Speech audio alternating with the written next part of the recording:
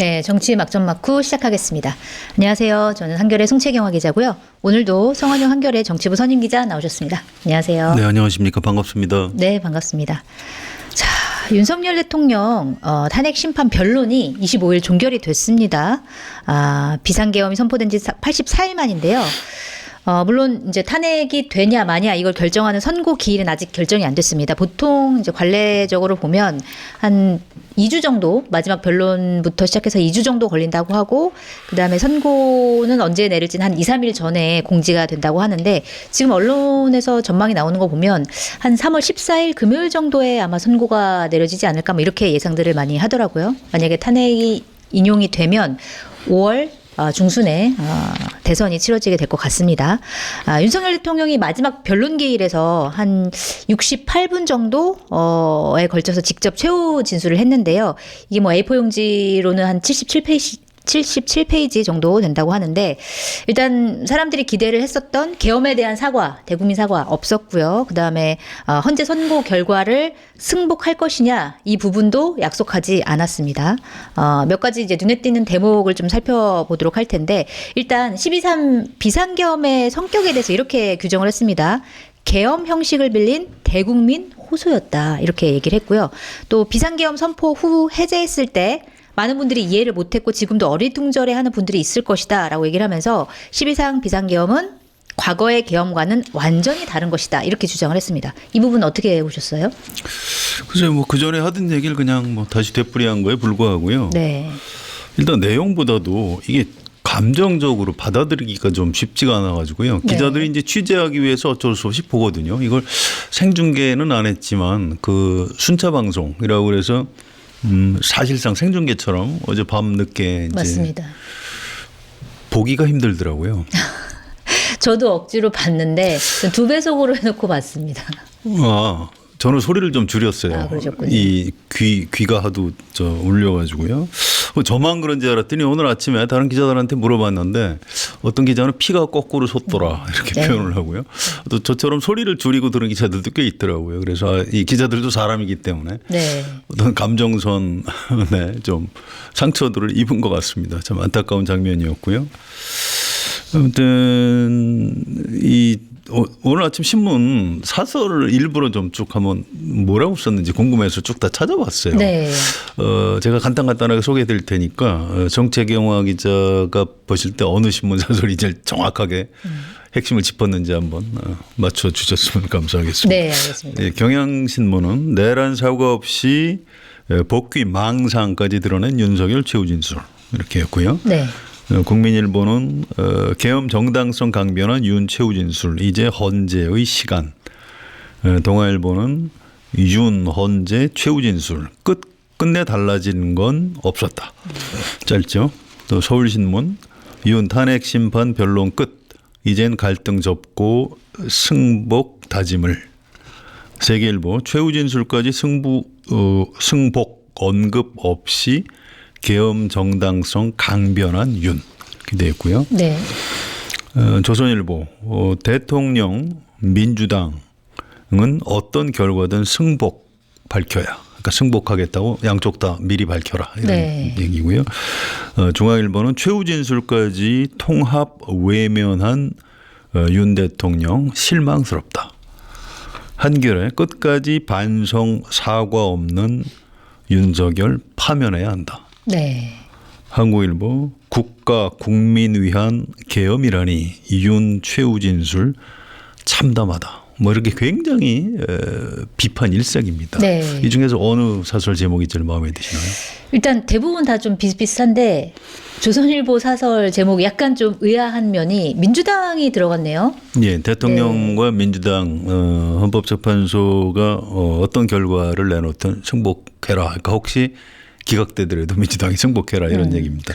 이게 조선일보가 탄핵 국면 내내 좀 이렇게 오락가락했어요. 이렇게 네. 태극기 부대 편을 들다가 또 너무 편들면은 이른바 좀 중도 보수 쪽에서 욕을 먹을 것 같고 뒷감당이 안 될 것 같으니까 또 다시 승복해야 된다 이렇게 하다가 다시 또 헌법재판소 문제 있다 막 이렇게 가다가 네. 다시 또 승복해야 한다. 오늘 아침에 일단 승복해야 한다로 일단 돌아왔는데 뭐 그렇게 이 태도, 보도 태도도 뭐 언론사마다 입장이 있겠습니다만 별로 좋은 태도는 아닌 것 같습니다. 아무래도 이제 태극기 부대 독자가 많아서 그런 것 아닌가 이렇게 생각이 그렇군요. 됩니다.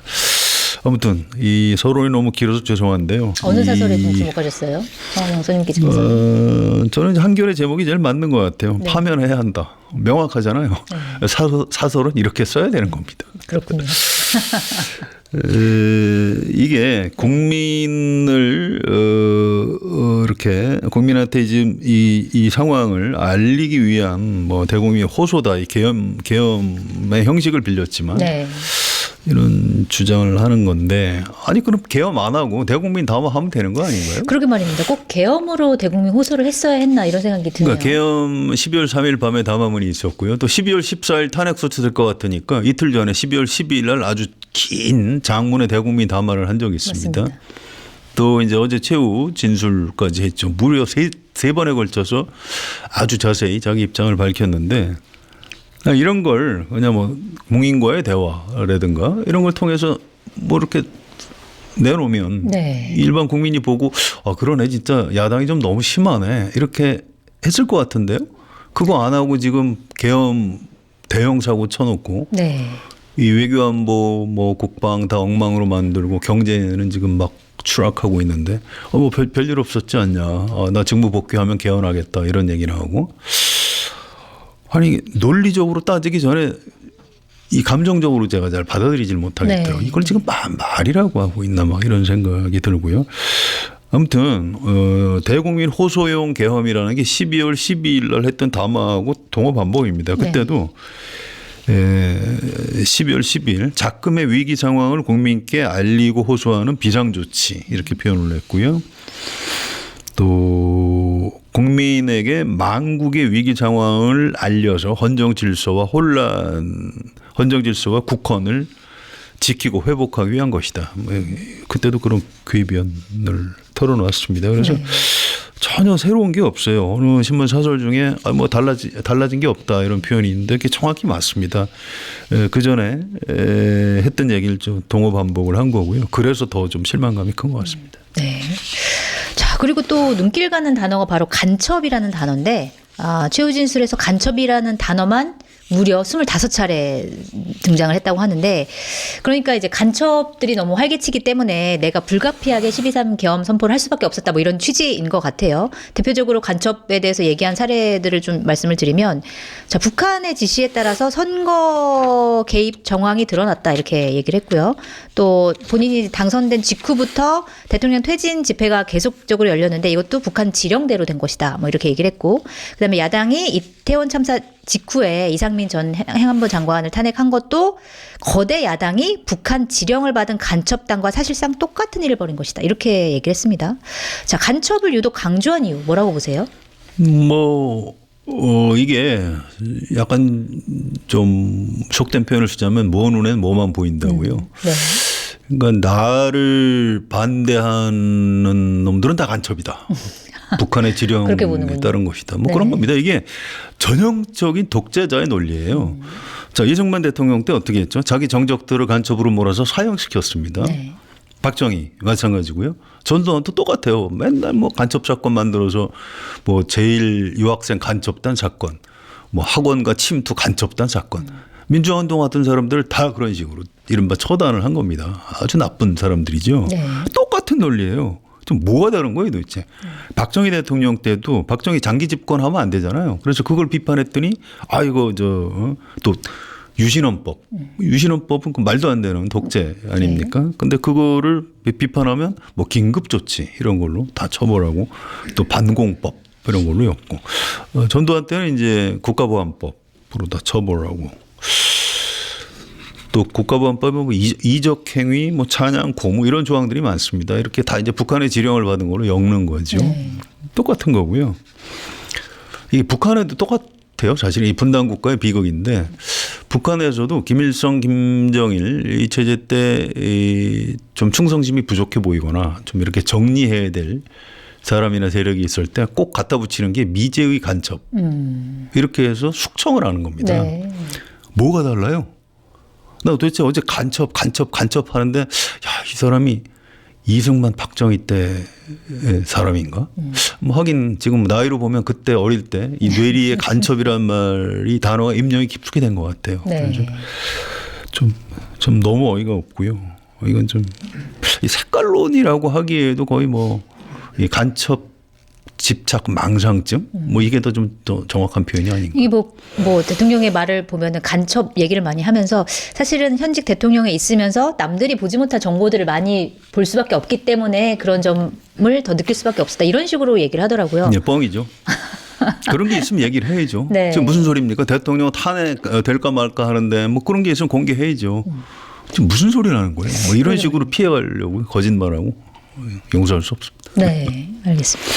자, 그리고 이번 최후 진술에서 담길까 뭐 어떻게 전망이 좀 나왔던 개헌 얘기 결국 언급을 했습니다. 윤석열 대통령이 한 얘기를 보면 직무에 복귀하게 된다면 개헌과 정치개혁 추진에 임기 후반부를 집중하려고 한다. 자녀 임기에 연연해하지 않고 개헌과 정치개혁을 마지막 사명으로 생각해 87체제 개선에 최선을 다할 것이다. 대통령은 대외관계에 치중하고 국내 문제는 총리에게 권한을 대폭 넘길 생각이다. 이렇게 얘기를 했습니다. 개헌과 정치개혁에 대한 윤석열 대통령의 언급 어떻게 평가하세요? 네, 좋은 말씀인데 개헌하지 말고 했으면 되는 거 아닌가요? 그러니까 개헌을 하지 말고 이걸 개헌을 했으면 했어야 되죠. 되는데. 개헌 안 네. 하고 개헌하고 정치 개혁했으면 박수 받았을 거예요. 네. 대통령 당선 직후에 저도 이제 칼럼이나 이런 걸로 여러 번 썼는데 어차피 국회는 야당이 절대 다수 의석을 가지고 있다. 여소야대에서 일을 하기가 어려울 거다. 권력 분점을 해라. 뭐 귓등으로도 안 듣고 넘어갔죠. 네. 아, 무슨 소리냐. 총선 이기면 된다. 총선 졌잖아요. 그렇죠. 참패했죠. 그때 여러 논객들이 임기 단축 개헌을 하고 국정과제 중에 좀 포기할 건 포기하고 몇 가지 연금개혁, 노동개혁, 교육개혁, 의료개혁 여기에만 좀 집중을 해라. 선택과 집중을 해라 이렇게 제안했습니다. 네. 임기 단축 개헌 제의가 여러 사람이 했는데 들은 척도 안 하다가 12월에 갑자기 개엄하고 지금 실패하고 대통령 탄핵 될 것 같은가 이제 와서 저 복귀시켜주면 개헌하겠습니다. 네. 이건 뭐 탄핵을 좀 어떻게 모면해 보려는 뭐 이런 그 술책 뭐에 불과하고요. 네. 어디 여기다 갖다 지금 뒤늦게 개헌을 갖다 붙이는지 좀 뭐 기가 막히고요. 하여튼 좀 말도 안 되고 진정성도 없고. 어제 민주당 욕을 그렇게 많이 한 건 아닌가요? 반국가 네. 세력 뭐 어쩌고. 맞아요. 개헌을 누구하고 해야 돼요? 그러네요. 민주당이랑 같이 해야 여야 되겠네요. 합의가 돼야 개헌이 되는 건데 네. 어제 그렇게 이 대한민국이 야당 때문에 민주당 때문에 망한다고 얘기해놓고 무슨 개헌을 하겠다고 그래요? 이게 앞뒤가 전혀 맞지 않는 얘기입니다. 네.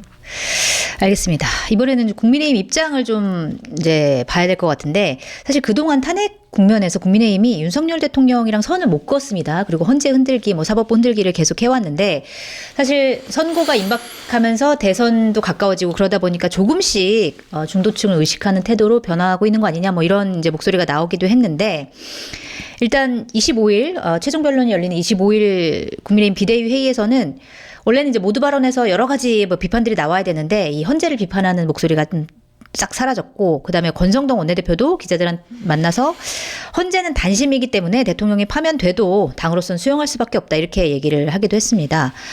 그리고 나서 윤석열 대통령이 최후 변론이 나온 다음에 그 국민의힘에서 두 가지의 논평이 나왔는데 하나하나 좀 말씀을 드릴게요. 하나는 대통령이 정치개혁을 마지막 사명으로 생각하고 자녀 임기에 연연하지 않겠다고 한 부분은 높게 평가한다. 이런 논평이 나왔고 또 다른 논평은 국민의힘은 헌재 결정을 존중해 국정 안정을 위해 책임 있는 역할을 다할 것이다. 이렇게 나왔습니다.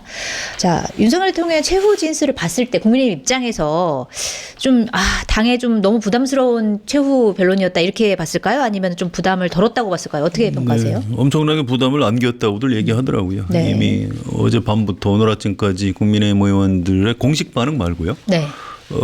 기자들이 따로 취재를 하면 이건 기사를 쓰지 마시고 하면서 죽겠다고 네. 뭐 이런 표현들을 합니다. 그래서 엄청나게 부담을 또 줬다 이렇게 보시면 되고요.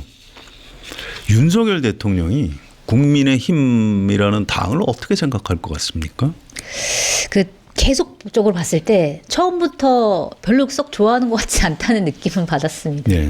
윤석열 대통령은 정당이 뭔지도 모르고요. 네. 가입해 본 적도 없고 대선 출마를 먼저 했죠. 네. 그다음에 내가 제3지대에서 당을 하나 만들어서 해야 되나 아니면 어떻게 해야 되나 이럴 때 국민의힘에서 그러지 말고 들어오시라고 해서 들어가 준 거죠. 네. 들어가 주어서 대통령에 당선돼 준 겁니다. 정권을 잡게 해 준 거예요. 네. 본인이 갑이라고 생각하는 거예요. 그런데 국민의힘이라는 정당에서 뭐 이준석 대표는 자기를 흔들기나 하고 그러니까 참을 수가 없는 겁니다. 아니 이것들이 내가 입당해서 대통령 돼서 정권을 잡게 해주었는데 나를 흔들어 용서할 수 없는 거예요. 네. 그러니까 이제 내쫓고 뭐 그런 겁니다. 그래서 이게 국민의힘에 대해서 아무 애정이 없어요. 어제 그 최후 변론을 듣고 누가 국민의힘 후보를 찍을까요? 참. 네. 그것도 참 알 수가 없는 일이에요. 네. 그래서 이제 국민의힘 의원들이나 좀 생각이 있는 당원들이 굉장히 곤혹스러워합니다. 그래서 지금 오락가락하는 겁니다. 이게 비상계엄 직후에 한동훈 대표만 즉각적으로 안 된다. 그래서 이제 비상계엄 철회 네. 찬성을 했고 나머지는 어쩔 줄 모르고 있다가 막 그 당 전체가 막 극우화 바람을 타고 그러니까 정광훈 목사 쪽으로 막 이렇게 끌려갔다가 네. 가면서 이러다가 우리 조기 대선은 어떻게 치르지? 그러니까 또 다시 좀 이렇게 중립적으로 이렇게 승복해야 돼. 또 이렇게 했다가 네. 또 막 권영세 비대위원장 당신은 중국 대사를 한 거 보니까 중국하고 친한 것 같아. 뭐야 당신 태도 똑바로 해 하니까 그게 아닙니다. 그래서 또 다시 윤석열 편들고. 그러니까 지금까지 계속 권영세, 오락가락. 권성도 두 사람은 우왕좌왕하고 있는 거예요. 사실 아까 조선일보 논조도 마찬가지인데 네. 지금도 윤석열 대통령하고 이제 슬슬 이별을 준비해야 되는데 또 어느 날 갑자기 확 이별을 하면 윤석열 대통령 지지자들이나 정광훈 목사 이런 태극기 부대에서 또 뭐라고 할 것 같고 네. 또 계속 끌어안고 있자니 같이 죽을 것 같고 죽을 맛이죠. 그래서 오늘 아침 논평도 가만히 그 내용을 보세요. 그 아무 메시지가 없는 거거든요. 그래서 네. 지금 속으로는 굉장히 힘들 것이다. 참 애처롭기까지 하다 이런 생각입니다. 국민의힘에 전혀 도움이 안 되는 최후 진술이었다 이렇게 평가를 해주셨습니다. 자, 이번에는 이재명 더불어민주당 대표 얘기를 좀 해봐야 될 것 같습니다. 일단 탄핵 심판 선고 일정이 다가오면서 이제 조기 대선이 다가오니까 이재명 대표의 발걸음도 좀 빨라지는 것 같아요. 일단 언론 노출을 굉장히 많이 하고 있는데 지난 19일에 MBC 100분 토론에 출연을 해서 본인의 사법 리스크와 관련해서 얘기를 좀 했습니다. 일단 이재명 대표 앞에는 이제 선거법 위반 2심 재판이 3월 중순에 있다. 이런 상황인 거고 여기서 사실은 유죄가 나왔을 때 그러면 대법원 판결까지 어떻게 될 것이냐. 만약에 3월 중순에 선거법 위반 선고가 나오고 그 다음에 대법원 선고는 사실상 대통령 선거가 치러진 이후에 나올 가능성이 큰데 그렇다고 하면 대통령에 당선된 이후에도 대법원 선고가 내려질 것이냐 아니면 대법원 판결은 미뤄질 것이냐 이거에 대해서 굉장히 논란이 많았거든요. 근데 이거에 대해서 이렇게 이재명 대표가 얘기를 했습니다. 헌법상 이제 대통령 같은 경우에는 형사 불소추 특권이 있는데 이 불소추의 소추라는 거에 대해서 설명을 하면서 이렇게 얘기를 했습니다. 소는 기소를 의미하고 추는 소송 수행을 말하는 것이기 때문에 대통령에 당선되면 재판이 정지된다는 게 다수설이다. 이렇게 얘기를 했어요. 그러니까 본인 대통령이 당선되면 대법원 판결은 미뤄질 것이다. 미뤄지는 게 당연하다. 이렇게 주장을 한 건데 반면에 권성동 국민의힘 원내대표 같은 경우에는 재판이 계속 진행되는 게 맞다. 그게 상식이다. 이렇게 얘기를 하고 있거든요.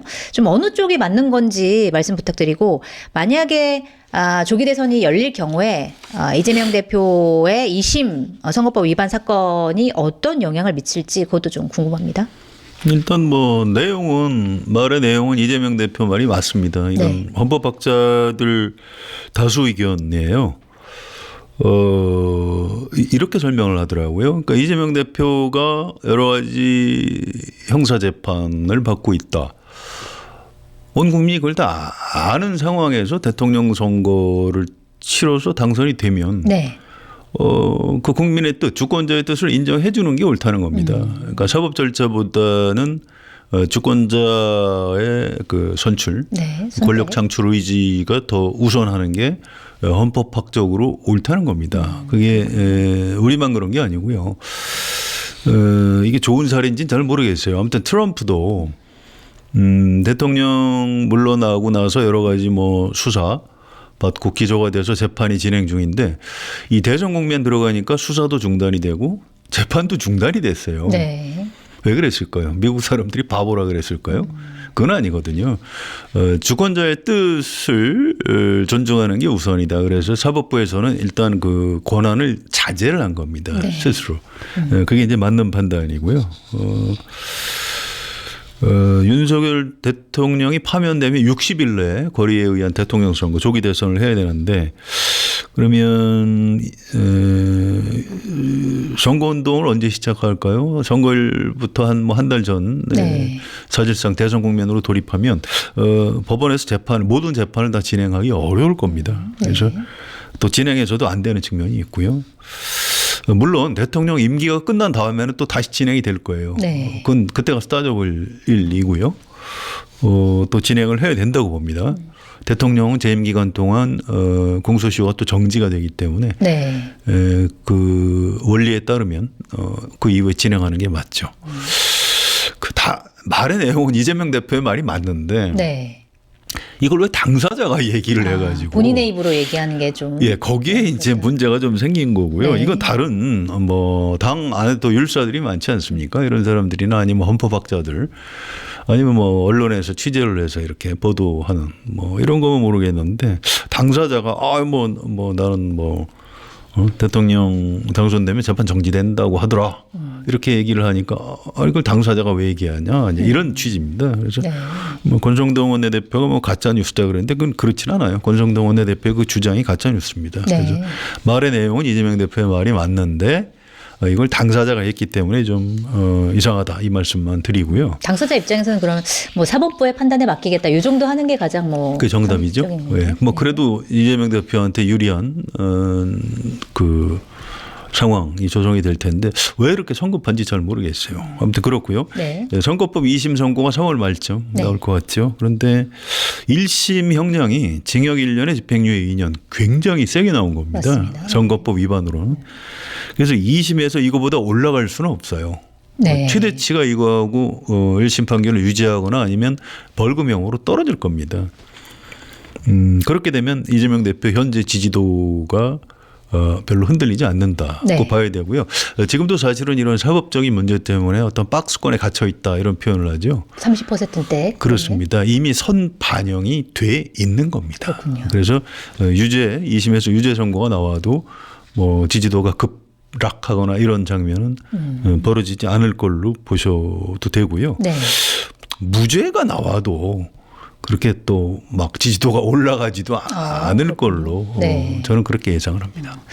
알겠습니다. 자, 그리고 이재명 대표의 중도 보수론 얘기를 좀 해봐야 될 것 같은데 실용주의 중도 보수론 굉장히 띄우고 있습니다. 그리고 또 당내 비명계 인사들을 차례차례로 만나면서 뭐 통합하자, 뭐 연대하자 이런 메시지를 계속 내고 있는데 그래서 그런지 모르겠는데 최근 여론조사에서 중도층을 대상으로 봤을 때 민주당 지지율이 굉장히 많이 오르는 현상을 보이고 있는데요.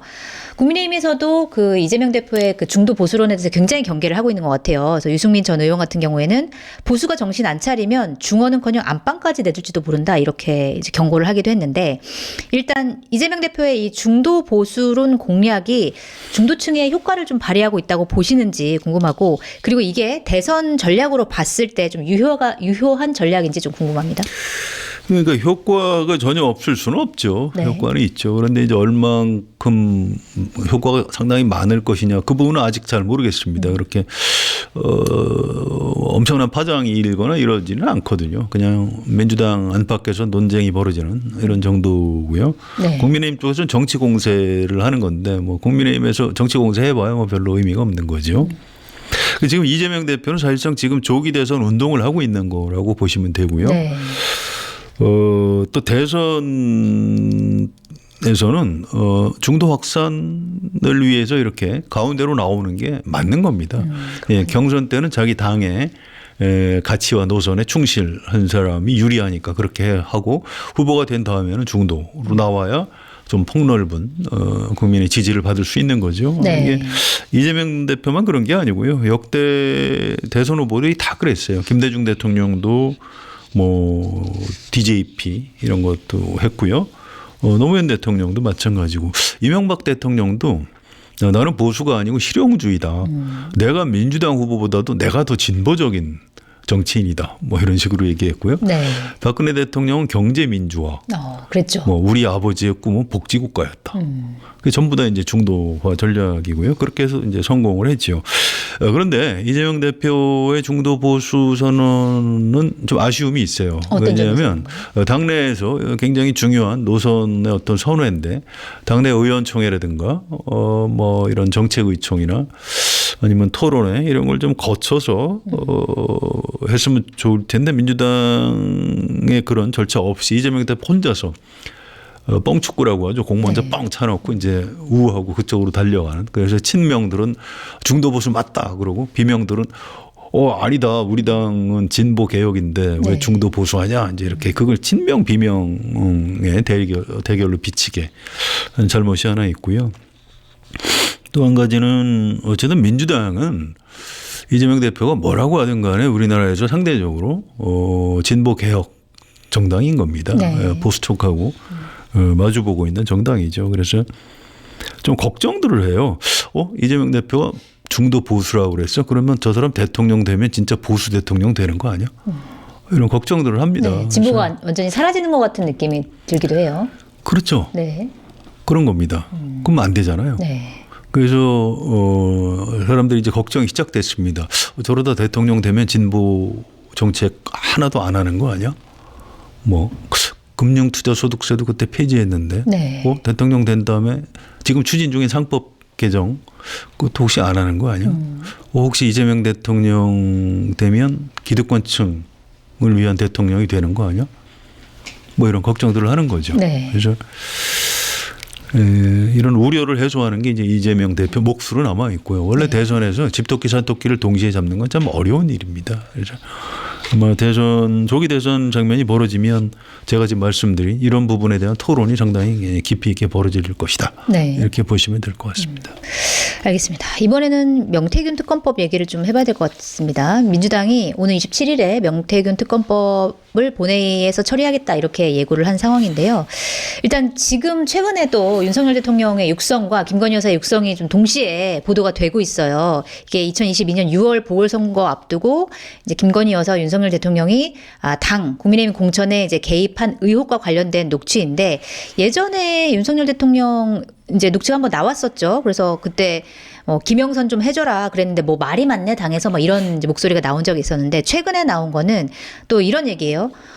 뭐 그거 같은 이제 녹음인 것 같은데 상현이에게 한 번 더 얘기하겠다. 공관위원장이니까 이렇게 한 목소리가 윤석열 대통령의 목소리가 또 나왔고 또 명태균 씨랑 또 김건희 여사랑 통화한 내용이 또 공개가 됐습니다. 김건희 여사는 명태균 씨한테 이렇게 얘기를 합니다. 당선인 이름 팔지 말고 그냥 미르라고 했어요. 권성동하고 윤한홍이가 반대하잖아요. 그렇죠? 너무 걱정하지 마세요. 잘 될 거예요. 이렇게 얘기를 했습니다. 자, 이렇게 윤석열 대통령과 김건희 여사가 공천에 개입한 것 같은 내용이 담긴 이 통화 내용 공개된 거 어떻게 보셨어요? 예, 뭐 김건희 여사 목소리를 아주 생생하게 오랜만에 들으면서 사람들이 좀 기분이 나빠진 것 같아요. 그렇군요. 이 말의 내용을 텍스트를 보는 거하고 또 이렇게 직접 목소리 듣는 것하고 좀 느낌이 완전히 다르죠. 네. 그래서 화들을 많이 내더라고요. 그래서 또 김건희 여사가 명태균 씨하고 통화할 때 옆에 남편이 있었던 거죠. 그것도 이제 남편하고 뭐 이런 얘기하면서 통화를 한 건데 이게 윤석열 대통령 부부가 공천에 개입한 거죠. 네. 명백한 증거입니다. 그래서 이 건에 대한 수사와 기소를 하게 될 겁니다. 그러니까 비상계엄 내란 우두머리 그 범죄 수사하고 별도로 이것도 아마 책임을 져야 될 것 같고요. 그 전에 박근혜 대통령이 국정농단으로 뭐 파면도 되고 나중에 구속도 되고 처벌받았지만 그때도 별건으로 공천 개입, 새누리당 공천 개입과 관련해서 징역 2년을 별도로 선고받았습니다. 네. 그때 수사하고 기소한 사람이 윤석열 대통령이에요. 맞습니다. 네. 그 참 이상해요. 윤석열 대통령 본인이 그렇게 해놓고 자기는 나중에 수사받고 기소 안 된다고 생각한 건지 이게 평생 검사만 해서 자기가 피의자나 피고인이 될 걸 상상을 못 못했던 것 같아요. 네. 아무튼 참 책임져야죠. 신기한 일입니다. 왜 그것도. 박근혜 대통령만 그렇게 처벌하고 뭐 본인은 처벌을 안 받을 방법은 없고요. 아마 이 건도 별건으로 최소한 박근혜 대통령만큼 최소한 징역 2년 정도 실형이 나중에 확정되지 않을까 네. 이렇게 예상이 됩니다.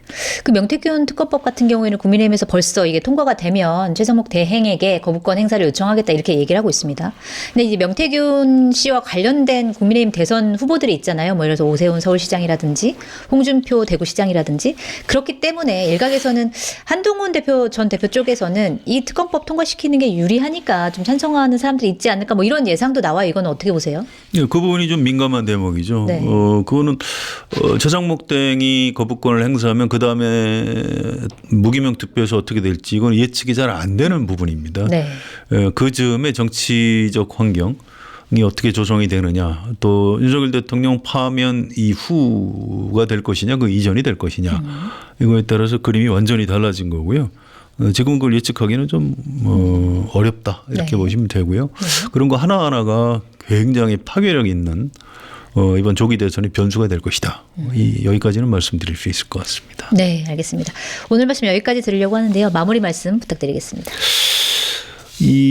어제 그 윤석열 대통령이 뭐 이게 대국민 호소용 계엄이었다 이런 얘기를 이제 거짓말이죠. 뭐 그 정치인 체포 지시하고 국회의원들 끌어내라 지시하고 밑에 그 경찰청장이나 군사령관들 쪽에서 다 그런 지시 받았다라고 증언을 하는데 네. 그걸 안 했다. 어떻게 이렇게 천연덕스럽게 거짓말을 하는지. 저도 좀 놀랍더라고요. 본인은 진심을 다해서 얘기하는 것 같은데 내용이 전혀 안 맞으니까. 예. 근데 네. 이게 메소드 연기라고 있거든요. 네. 그래서 이게 배우가 배역에 너무 몰입하다 보니까 자기가 그 배역에 푹 빠져가지고. 그렇군요. 예. 이제 그래서 이게 거의 그 경지에 오른 것 아닌가. 그래서 거짓말도 참 진짜처럼 얘기하니까 본인도 막 진짜라고 믿고 이렇게 얘기하는 것 같아요. 그래서 헌법재판관들이 이제 법률가들이기 때문에 이게 냉정하게 볼 겁니다. 이게 뭐 그런 정도의 메소드 연기에 넘어갈 사람들이 아니에요. 네. 별로 걱정 안 하셔도 되고요. 그다음에 본인이 내란 우두머리 혐의로 지금 구속돼 있는 거잖아요. 네. 영장이 발부돼서 증거인멸 혐의도 있고 그래서 증거인멸 가능성도 있고 또 뭐 국방부 장관, 경찰청장, 군사령관들 다 내란 중요 임무 종사자로 구속돼 있거든요. 아니 내란 아니라고 그러는데 그럼 여기 지금 영장 청구한 검사들하고 판사들이 다 전응아들인가요? 나 도대체 무슨 소리를 하는지 알 수가 없고요. 네.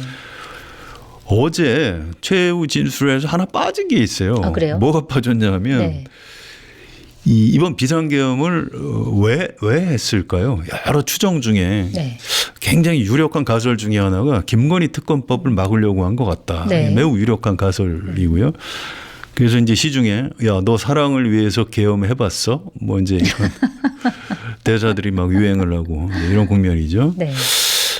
상당히 개연성이 있을 겁니다. 그래서 김건희 특검을 막으려고 이제 그래서 한동훈 대표도 체포 대상에 집어넣고 거의 그게 맞는 얘기인데 어제 최종 변론에서 김건희 여사나 뭐 명태균 씨 사건이나 이런 거에 대한 언급은 한 마디도 없었어요. 네. 안 했죠. 진정성이 없는 거죠. 진실을 얘기한 게 아니다. 진실을 얘기한 게 아니죠. 네. 일반 국민이 보기에도 저 사람 솔직하지 못하구나. 이 인상을 아주 강하게 줬을 겁니다. 그래서 영화 중에 용서받지 못한 자라고 옛날에 클린트 이스트우드가 주연했던 서부 영화가 있고요. 또 우리 국내 영화도 그런 제목이 있어요. 그런데 어제 저는 최종 변론을 이렇게 보면서 윤석열 대통령은 용서받을 수 없는 자다.